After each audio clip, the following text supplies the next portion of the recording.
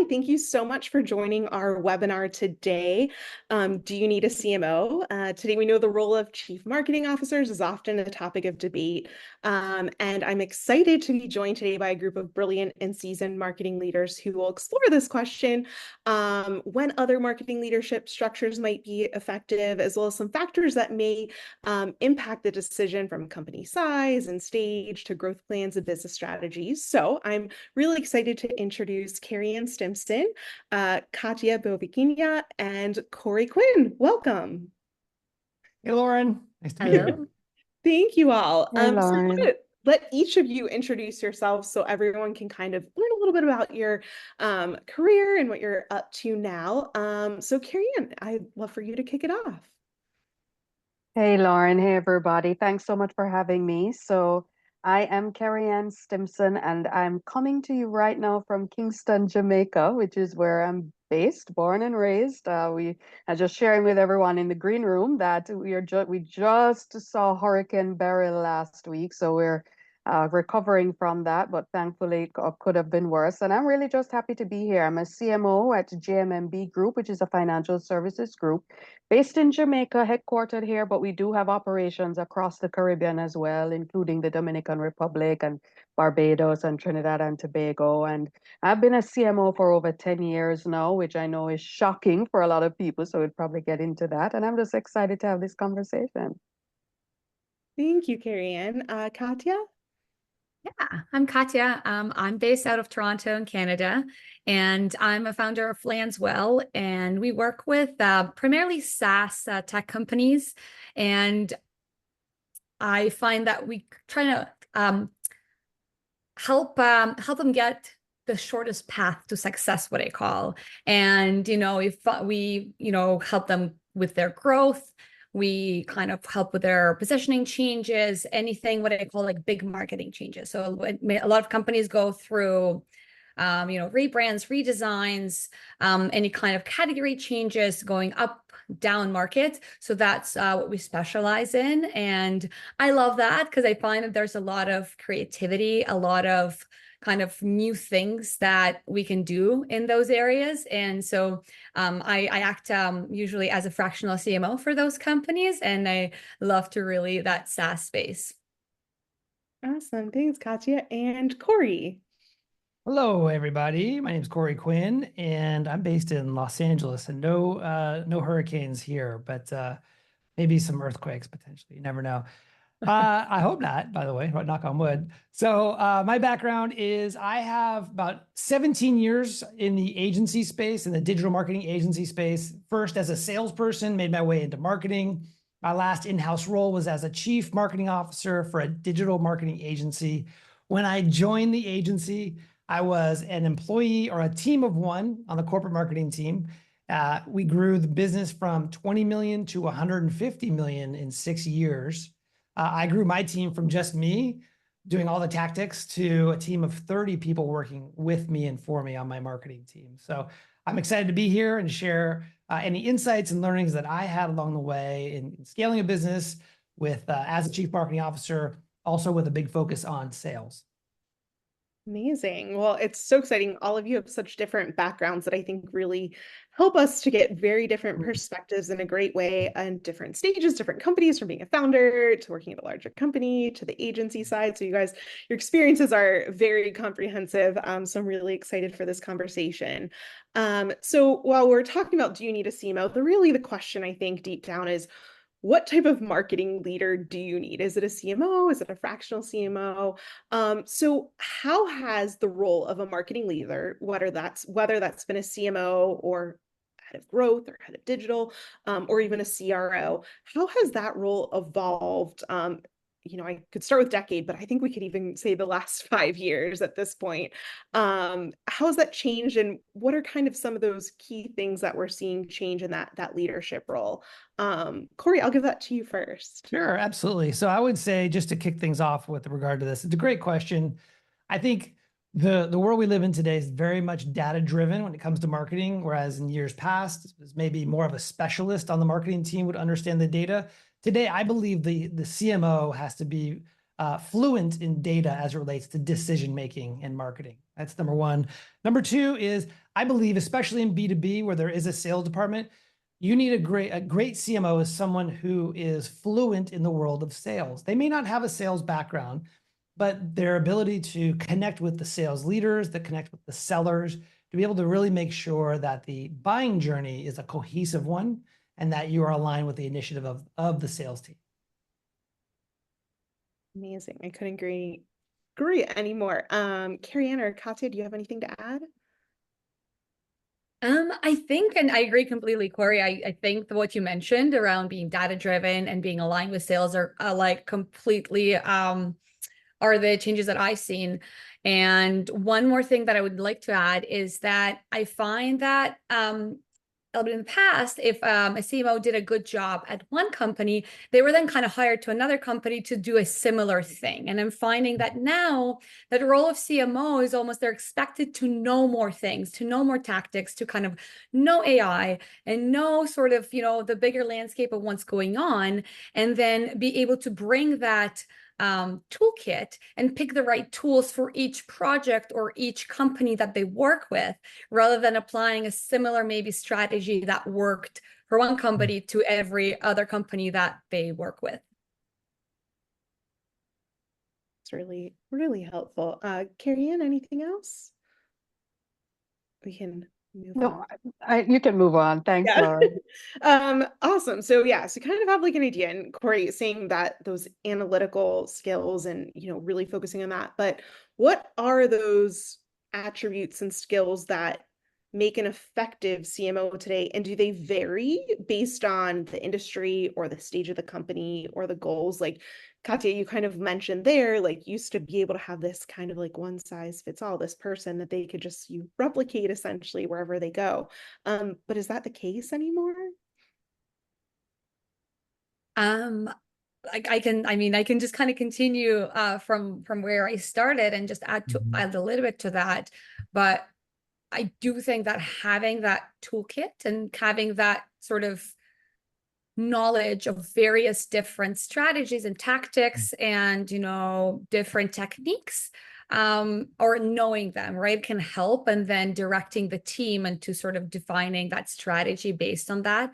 I do think that a CMO needs to have that, even though they may not be implementing or being touching it directly. They kind of need to know what's going around. Like they kind of need to know what those things are so that they can kind of oversee them and then provide that knowledge and direction to them, the team, to enable them to implement it.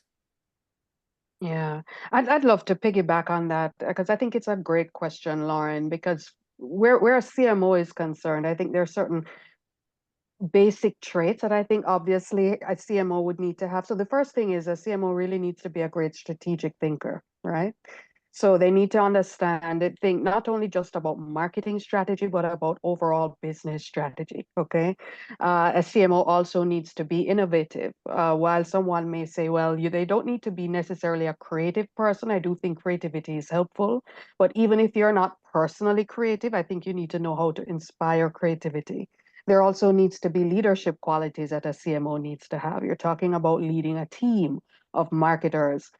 Is that CMO able to inspire that team to achieve goals? Communication skills are also very, very important. I think one of the issues that CMOs have is that recognizing that a lot of a CMO's time may not necessarily be caught up in just communicating to the marketing team that the CMO is leading, but they're communicating to other functional areas in the business, right? You're talking about operations, finance, but CMOs are also going to be communicating a lot with your CEO and your CFO.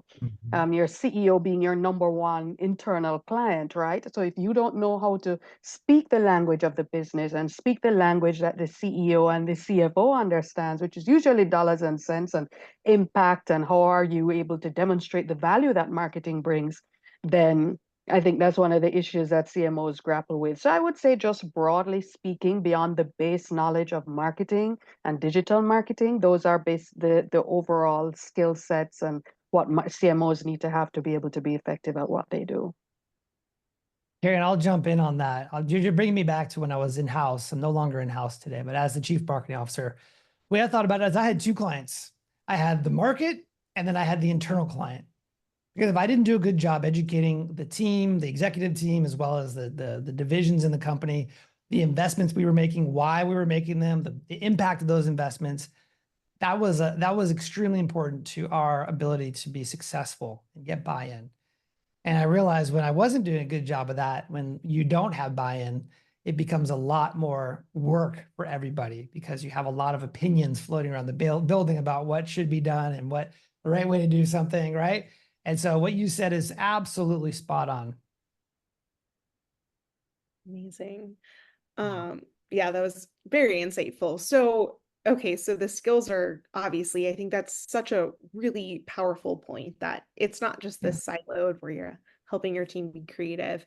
A lot of people kind of who have joined are, maybe founders or leaders of, smaller companies. How can a growing company determine when they need a marketing leader? And if so, that they decided they need it, what type? Are there any specific factors that either in each of your roles and throughout your career you found where, oh, you're the first marketing hire, or as a founder, when you've decided that, that first marketing hire is necessary? I'll leave it up to anyone want to jump?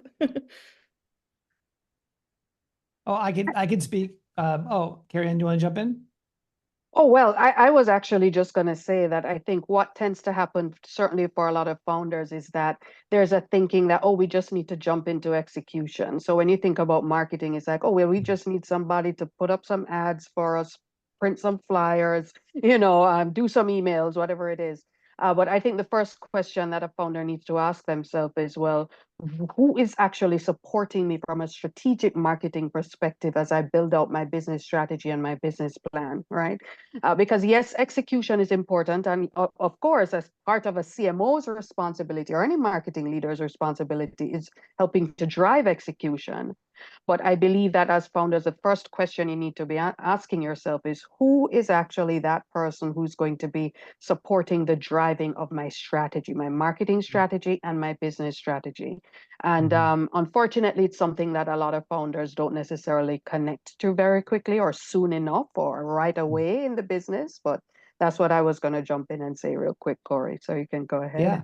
No, I'll build on that. I think, a good CMO is responsible for figuring out what the strategy is in pursuit of the founder's goals, right? The goal may be grow X amount of users or revenue, whatever that is. And the CMO's role is to figure out what is the strategy.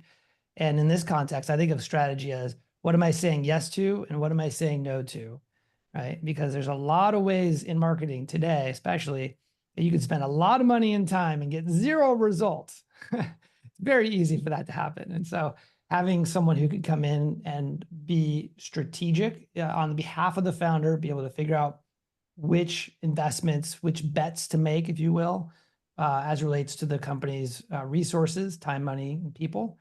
And then being able to find resources, especially for earlier stage businesses, who may not have a marketing department to do a lot of the execution, to find the best resources in the market, to be able to not only bring them onto the team, the quote unquote team, but also manage them so that they're performing at their best. Yeah, I'll add a bit to that. So I've worked with all kinds of different companies and different kind of maturity of their marketing and as their business.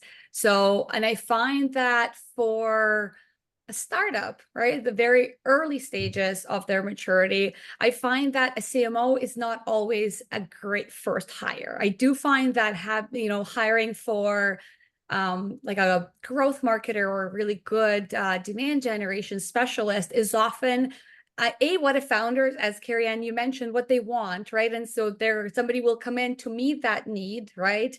And then they're going to be that person that's going to do the experiments, that they're going to kind of go in and test the messaging and kind of do some of those things. What I think a lot of companies do miss at that stage and opportunity is to then hire alongside of that full-time demand generation person or growth specialist, is that hiring like a fractional CMO, because a lot of times at that stage, a startup just cannot afford a full-time CMO. And so hiring a fractional CMO at that point, I find to be that kind of that team is then can do a lot more than either hiring one or the other, for example. And so I do find that is a good combination at that point. But a lot of startups do miss that opportunity. But then when the company has kind of started to, they've experimented, they put some money behind certain, experiments, they've tested the messaging, they sort of realigned their product to that. Then I think it's where the company starts to grow, starts to show their results, is probably that's when the time is to then hire somebody full-time who can not only put together the strategy, but actually oversee the implementation of that strategy. And that's where, like I find that indicators for that a lot of times is to, like, if the company at that stage does not have a CMO yet, or marketing leader, some of the signs where they should consider hiring is, when there's like the slow down, the growth slows down, or it's inconsistent, like in unpredictable performance, where certain things just work and certain thing we don't really know what works. So that's where they kind of need to hire that leader to come in and look at everything from a higher level and then understand where those inconsistencies and inefficiencies are coming from, and then help solve for that. That's some great insight, Katya. I really appreciate it. I'm going to kind of take a step back, and Corey, I'm going to lean on your sales experience. Oftentimes, sales is the first hire before marketing. So how do you make the case, or when should it be that marketing is hired? Like, you have a sales leader, should marketing just be under sales?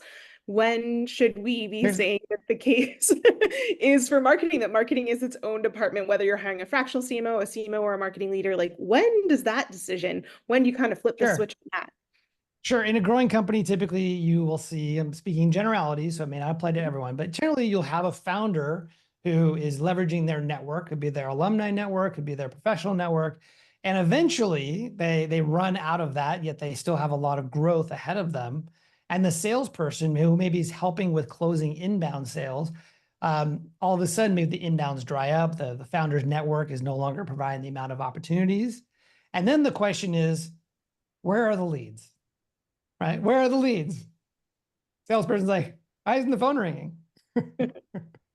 And so in that situation where a salesperson is not maybe converse in doing a lot of outbound, it's not their core competency, maybe you don't have an infrastructure to help them to do a lot of direct outbound, that's typically when you would want to bring in a marketing resource, whether it be a part-time or a full-time person, to help really own the strategy of how do we actually generate more sales opportunities for our sales team. Amazing. That's yeah. And I'd love to piggyback on that, because I appreciate that. That's the quandary that a lot of founders find themselves in, is that, hey, you started with this great network and, stuff kind of dries up. But what I'd love to remind folks is that marketing really, especially when we're talking about a CMO or marketing leader, or quite frankly, any good marketer, is that the primary role of a CMO is to be that role that best understands the customer, right? It's that role who understands who your customers are, what do they want? And also you're talking about not just understanding customers from a demographic or psychographic perspective, but also how are we building customer loyalty, right? It really, really makes a difference to know that you have someone as part of your strategic framework, of building your team or building out your business. It comes back to understanding your customer. And so that's why I always caution folks, even if you want to drive for sales first and, we'll hire the marketing person later, find a way, whether it be through a fractional CMO or some kind of fractional growth or marketing person or people resource. Start with recognizing that you need to know who your customers are and how to drive loyalty, as well as, of course, growing their pipeline. So yeah, I just want to add that right there. Yeah, if it's okay, I'll jump back in on this, because I think you're absolutely right. Best practice is for a founder to have the foresight to say, okay, how are we positioning ourselves? How are we differentiating, right? What are the key attributes that we need to emphasize in our marketing? But when that doesn't happen, typically a founder will just try and do a lot of marketing or sales tactics or lead gen tactics and try and sort of solve what I think of like an iceberg, which is everyone can see above, like the iceberg above the water, but we know that below the water is like the 80% of of the iceberg is below the water. Well, the part that's above the water is the marketing tactic or the sales tactic. And what happens in my experience is that founders will try a lot of different marketing tactics that will fail. These are marketing tactics that should work. The problem is not the marketing tactic. It's the stuff below the water. It is the messaging, it's the positioning and all that stuff. And I think that's when a founder, in my experience again, will typically go, okay, I think we need to actually think about what is our true positioning in the marketplace. And then from there, you could do much better marketing going forward. Yeah, I agree. That's a very typical path that you just described. Right. And I do think that sometimes there is, while that, kind of founder network is being worked on, right? There's that missed opportunity to say like, hey, can we do, we have these people who are interested. Can we get, generate case studies? Can we do like user research? Can we talk to these people? Can we do user interviews? So I think a lot of times you kind of need to not only try to sell to these accounts or to these people, but also to get all that sales enablement or marketing collateral so that then will kind of establish that sort of that foundation for later, for that first marketer that's going to come on board. Then they can just hand it off and say, here's our interviews with the customers. Here's what we think that it means. Here's the messaging. Here's it. But like all of those things, right? For the early stages from the sales, right? And I think that's a lot of times gets uncaptured, unfortunately. When the marketer comes in, they're just like, do marketing, like do your thing, right? Like do your strategies, like do your marketing tactics. And they're like, well, okay, right? And that's sometimes why it seems to be unsuccessful, because they don't have a lot to go off of.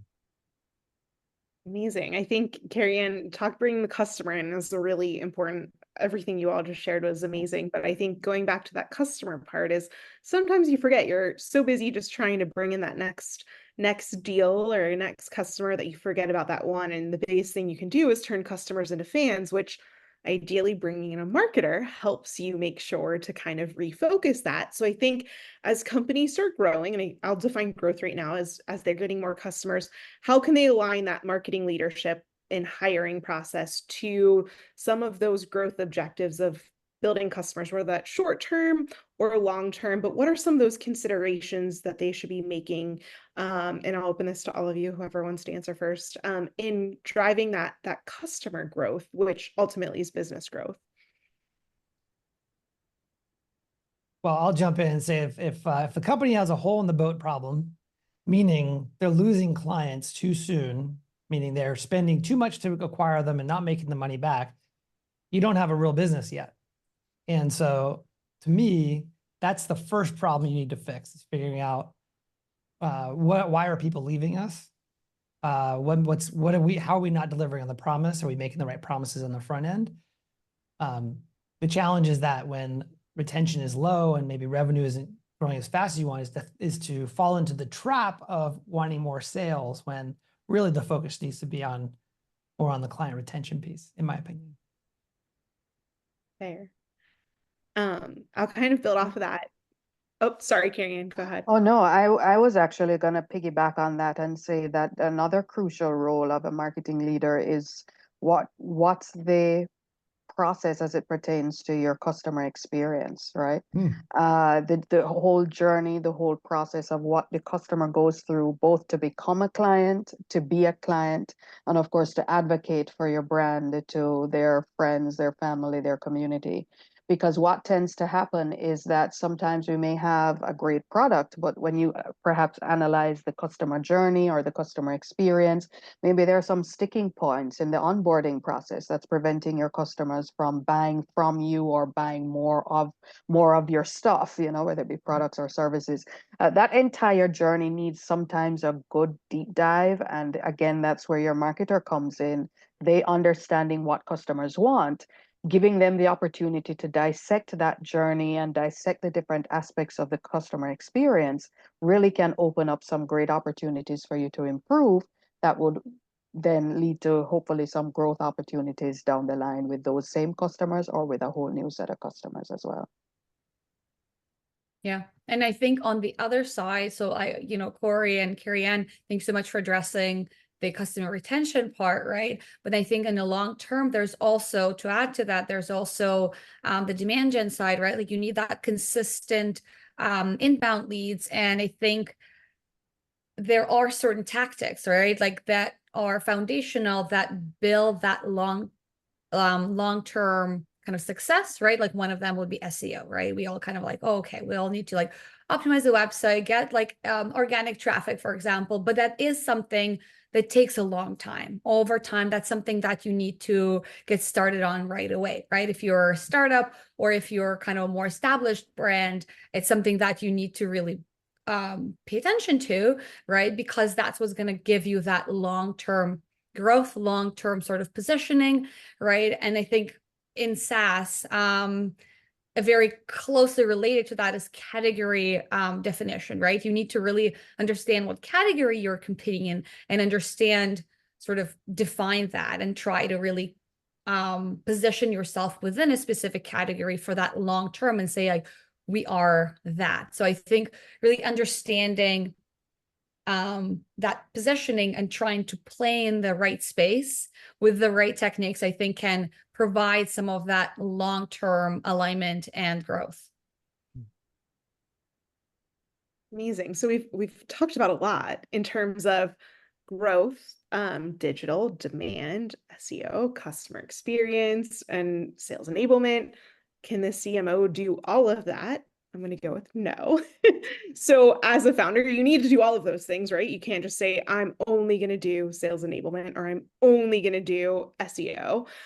So where does that thought process start going? So is it going to that CMO and saying, I need to hire 3 additional people immediately? What does that structure start looking like? Or what should a founder or a small business be looking at when they're starting to decide they are going to start building a marketing team? Where kind of do they start making the decisions of what to hire first, when to hire them, and understand that a CMO cannot be their full savior of doing everything? I mean, I can share my experience in that. So I believe that a marketing strategy is one sentence, and I'll explain what that means. I think marketing strategy is something that's a very practical tool that can help anyone on the team to then make decisions, right?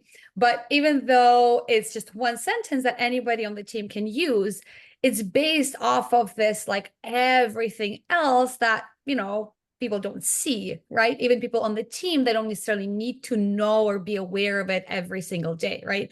It's based on the strengths, the assets, the sort of the budget, the overall business model, on the category. Like it's based off of so many things that then shape that one sentence strategy. And so how I usually work, I give a client, a one sentence strategy, and then set of sort of guiding principles that then the team uses to do that. So that I see that as a role of a CMO, is to provide that direction that's really custom to that company, custom to their market, and then see that, right? Provide that strategic direction, and then make sure that based on that strategy is then you can make all the hiring decisions, the messaging decisions, the program decisions, the budget decisions, because you have that strategy to help guide you, right? And I think that's where you can then make all those decisions. And yeah, as a CMO, that's your role, and not necessarily go and implement all these things, and not necessarily go and hire these people, right? It's work with an HR team to then like hire these people, right? It's then work with a program manager to like launch these specific programs that fit within like a puzzle piece. It's like they all fit together. And that's how I see that role, and not necessarily as being able to do it all. Amazing. If we look at this from like a sort of business life cycle, what's interesting is that if you're an early stage business, meaning that you're still trying to find product market fit, you're trying to figure out like what's our product, what's the demand, what's our pricing. You probably are not ready to make a full-time CMO hire. It's probably going to be a fractional CMO who can come in, talk about strategy, as Carrie Ann mentioned, do some positioning, messaging, some brand building potentially. But once you have that product market fit and you're into more of a growth phase, to me, that's a good time to invest in a CMO and team. And the hire would be the CMO, and the CMO would build out a small team to help facilitate the growth and really fuel the growth. And that CMO, I think, in general, is going to be more of a generalist CMO, not necessarily have a tremendous amount of like specific experience, but more of a generalist, understands digital, understands positioning, messaging. And then once you're in more of a mature phase, I think the requirements for a CMO change again. And this time you need more of a specialist who is an expert in the area where the more mature company is needing more focus. For example, consumer focused versus B2B, or someone who really understands the industry of manufacturing. Whatever that is for you, having more of a specialist CMO at that point is probably the right type of investment.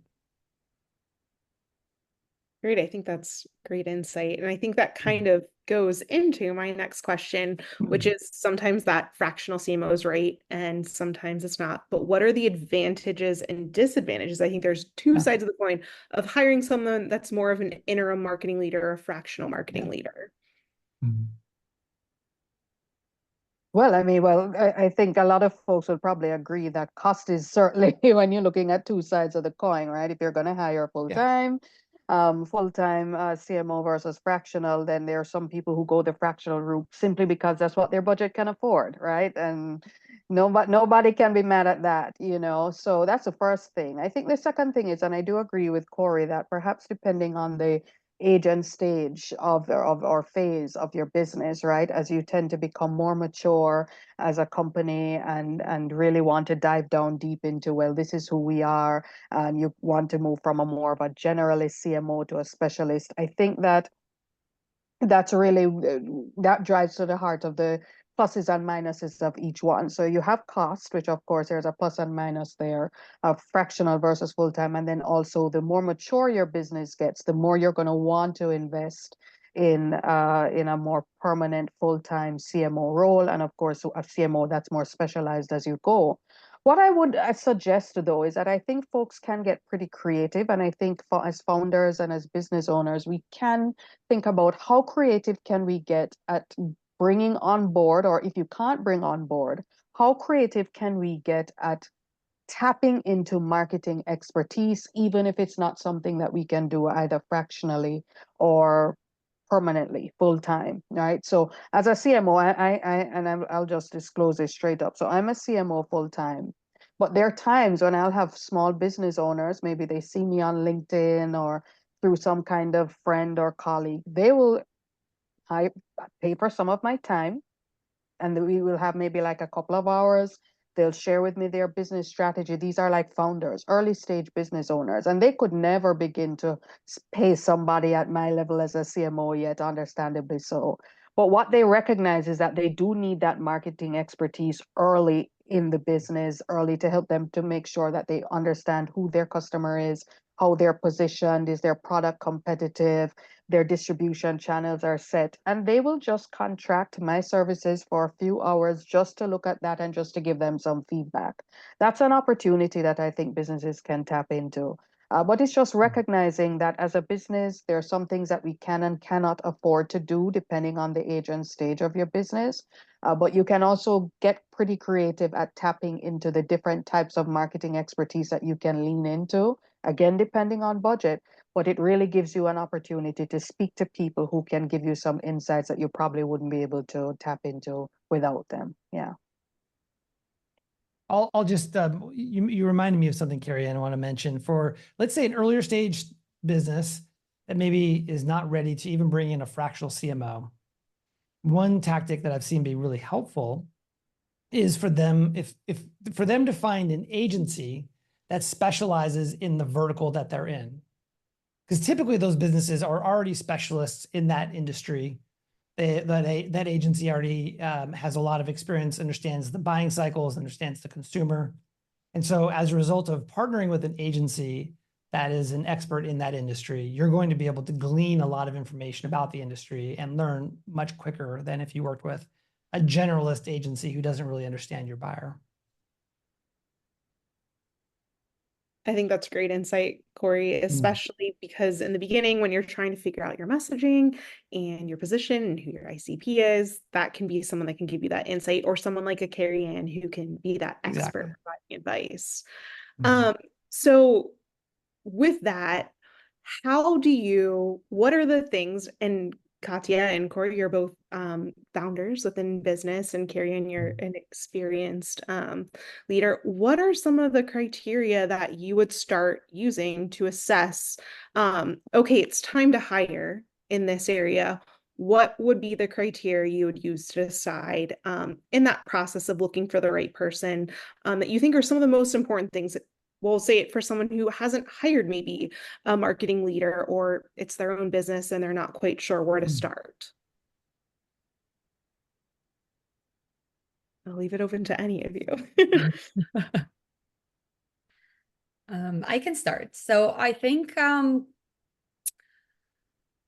of the really important criteria to start kind of hiring and looking and determining as to whether it's a fractional, a full-time, an agency, as Corey mentioned, is to kind of look back to your goals and say, what are our goals and what are we trying to do here, right? And look at the current state. I'd like, what does the team look like? What does the what kind of like budget do we have, right? For example, because sometimes if you're hiring a full-time CMO, for example, they would want a lot of times, if they're there for 40 hours, they do want to work with a bigger budget. For example, they're more interested in kind of having full access to, or they want to have a bigger team, for example, right? And versus, let's say, if somebody like fractional CMO comes in, like my role, for example, I can kind of work because that's not my not my full time. It's those roles tend to be a little bit more flexible. So a little bit on a kind of smaller scale, right? If they're just trying to figure it out, if they're just trying to kind of test the waters and see what if a marketing leader, if they don't have one, for example, right? That's their first marketing leader hire.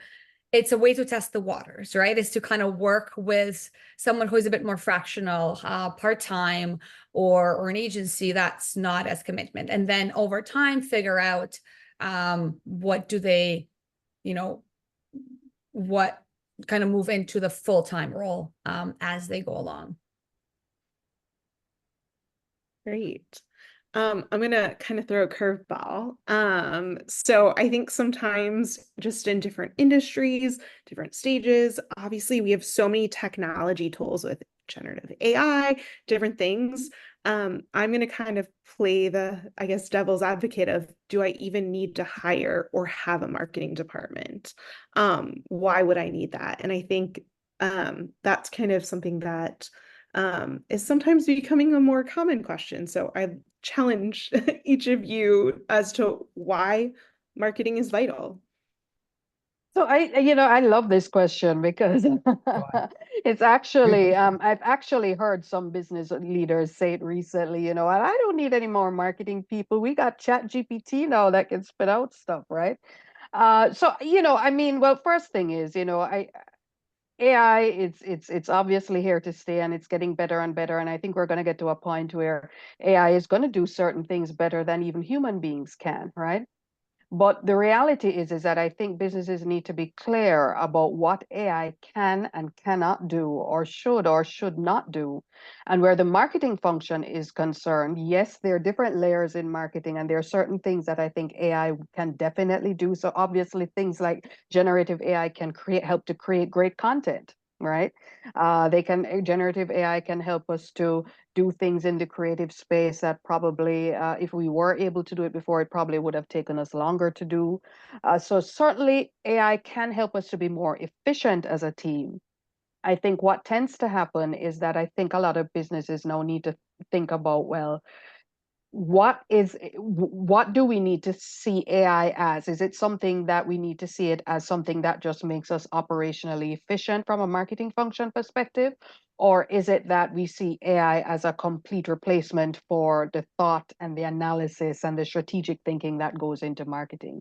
And I know as a CMO, it's a question I've had to ask myself, because I've seen where we've tried to use AI to do certain things, and yeah, it may do it faster and quicker, but you can immediately pick up when AI is doing something that a human being clearly has not looked through, or clearly has not assessed whether this is going to be working, whether this works well or not, right? And so I think that as any business leader who is looking to engage any marketer, the question is that they need to ask is, okay, yeah, can you leverage AI, or what AI should or should not be doing? But I think the question that we need to ask ourselves is how are we able as marketers to leverage AI to do what we do best, right?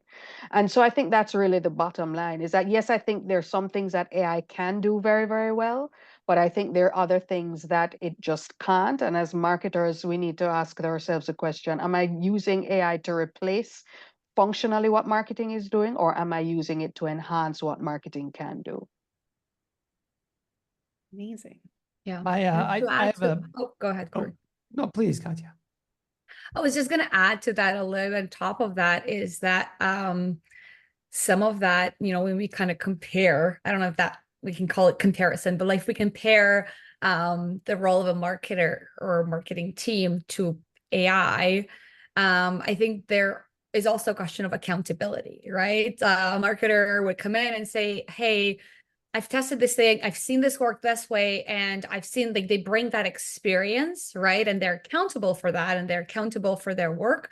They can sort of back it up, right? Whereas AI, we don't know where that comes from sometimes, right? Like if we're talking about making certain decisions, for example, right? Or even sometimes writing content, we don't always know what the sources are, right? And as Carrie Ann mentioned, is that you can sometimes tell if something hasn't been checked by a human, right? Because sometimes content is very inaccurate, or sometimes content just comes from, rather than coming from an industry expert, it comes from sort of the very generic research of the internet, right? And it becomes very bland content rather than having like an opinionated content, for example. I see that a lot happening with AI content generation. So I personally don't think we're there yet where we can replace marketing departments or even full roles with AI completely. It's definitely a big assist in certain work that we do, but if we can completely replace, I don't think so. I think there's two roles that the chief marketing officer is responsible for. This is why they make money. Number one, they need to be the most knowledgeable about the customer in the building. They need to be the closest to the customer, maybe next to the founder. Those are the two people who have to understand the customer at the deepest levels at the company. That's number one. Number two is to make sure that the brand is represented in the way that it should be.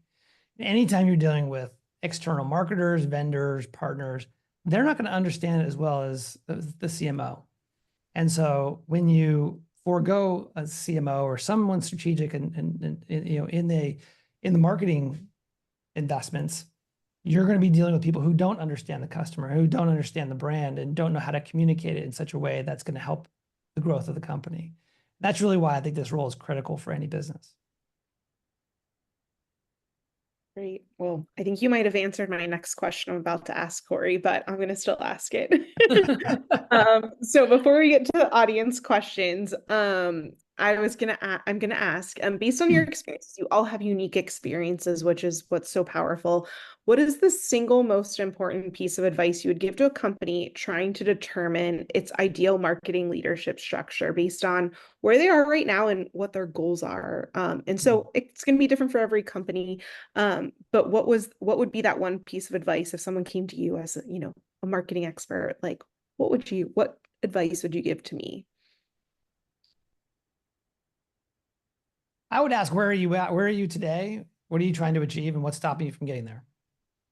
And based on those answers, I can give them maybe a, very Mhm. specialized CMO. Maybe you need a lead gen agency to take care of or to handle whatever situation you're in. So I think it really depends on understanding what is truly blocking them. And truthfully, some founders may not have a lot of perspective on that, and they may need help trying to understand the problem, which is great, and that's fine.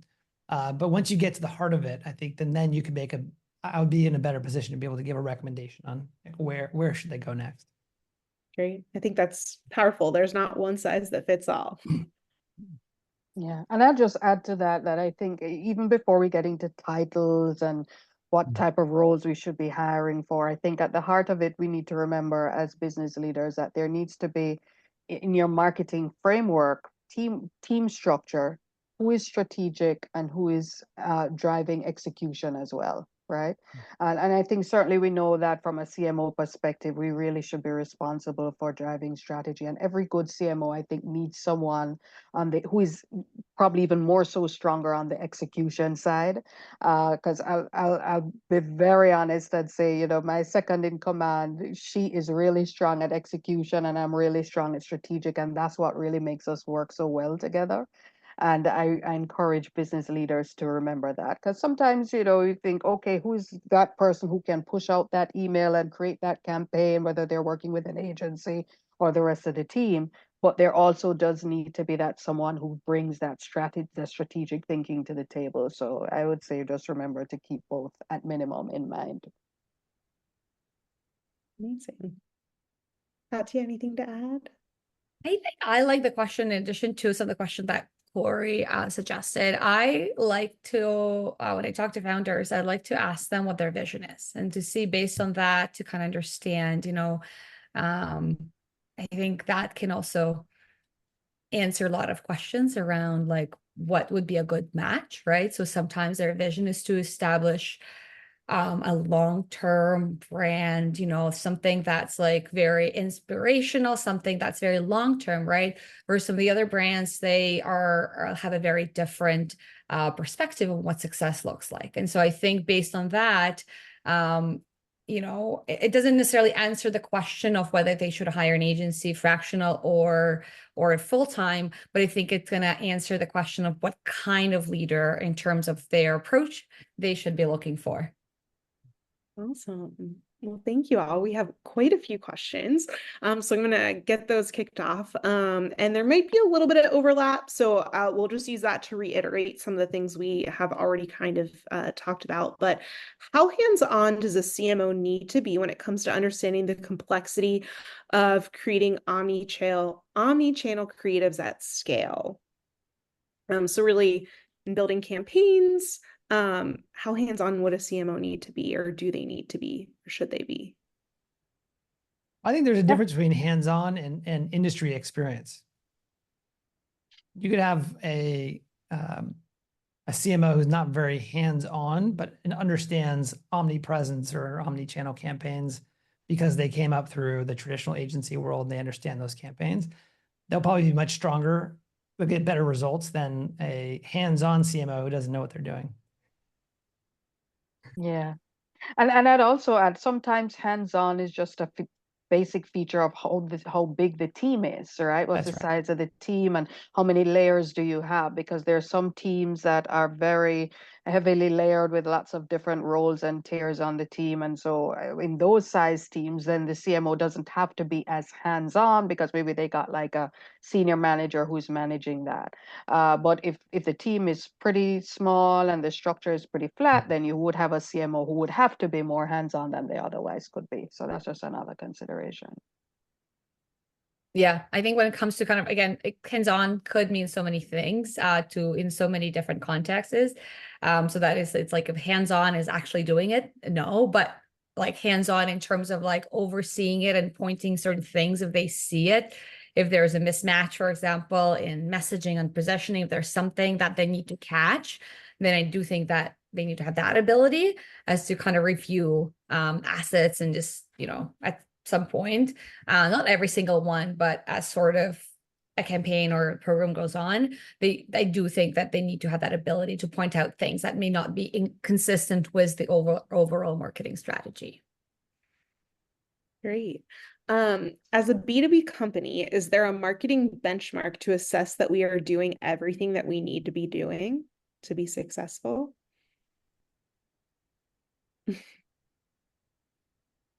It's a loaded question. Sorry, can you read that again? Yeah, absolutely. We're talking for B2B companies. Is there Yeah. a marketing benchmark that a company could use to assess that they're doing everything that they need to do? I think like I work a lot with B2B. I don't think there is a specific benchmark, but I would always kind of, as I said, and maybe kind of that's my approach to take it, but I always go back to that overall strategy and say, like, are we aligned to that strategy? You know, are we, you know, or all of our, like, if we were to take all of our campaigns, all our programs, all the messaging, all the website, like anything that's related to marketing, but also in the company, right? Is that aligned, right? Like if we were to kind of use one thing, right? And we without going too much into the metrics and numbers and kind of reporting, right? Where it's, I think is a little bit different. I'm not sure if that's what the question, but I think that's where I would go and say, like, are we doing everything? And I believe if that marketing strategy is defined correctly, that's where all the answers should lie. I think of it from a theories of constraints perspective, meaning what is our goal? Are we hitting the goal? If it's a no, then what's causing us, what's preventing us from hitting our goal? I'd be more worried about that than benchmarks personally.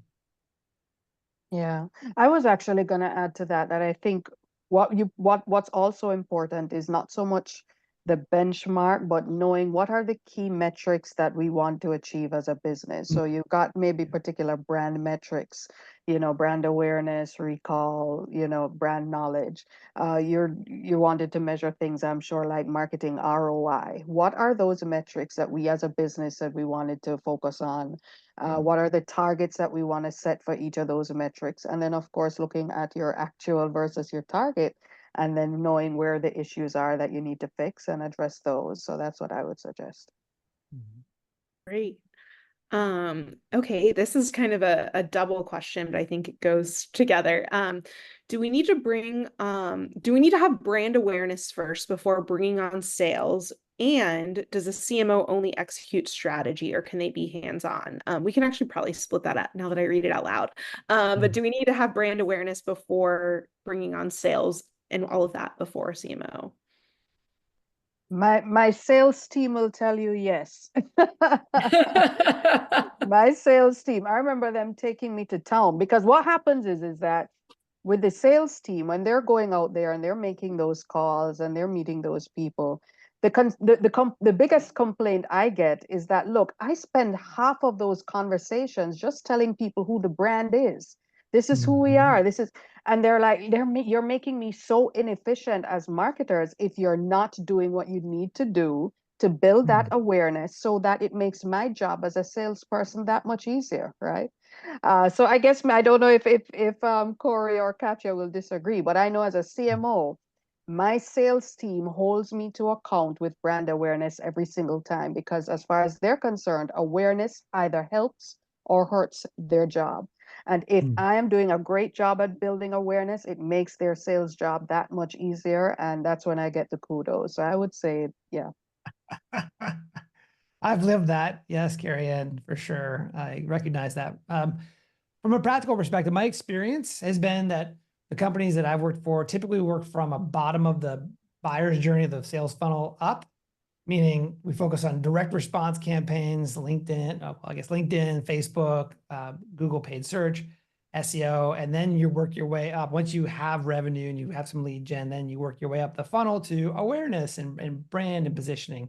That's the way that we built the agency. It was a very sort of practical way to build it, because we didn't really have, it was probably a mindset, but at the time, but we also didn't have a tremendous amount of resources to invest in a big brand campaign that wasn't going to directly result in sales. Yeah, I know, I agree. I think if you are running, I'll kind of approach it from the other perspective. If you are running brand awareness campaigns, you should have at the same time already like sales, like it kind of should work in tandem. Whereas if you do have sales working, it does not necessarily require the brand awareness campaigns to go along with it. I think that's perfect. It kind of answers another question. So I think we can kind of take that one as answered too, that if you have sales first, don't you need a VP of sales and fractional CMO or marketing leadership to kind of help teach that messaging and strategy? And Katya, I think that you all just kind of answered that. So we kind of covered this, but we're going to make it a very straightforward question and kind of answer it here, kind of siloed from everything else we talked about. But should a brand new company have a CMO? And if so, how can they afford a CMO?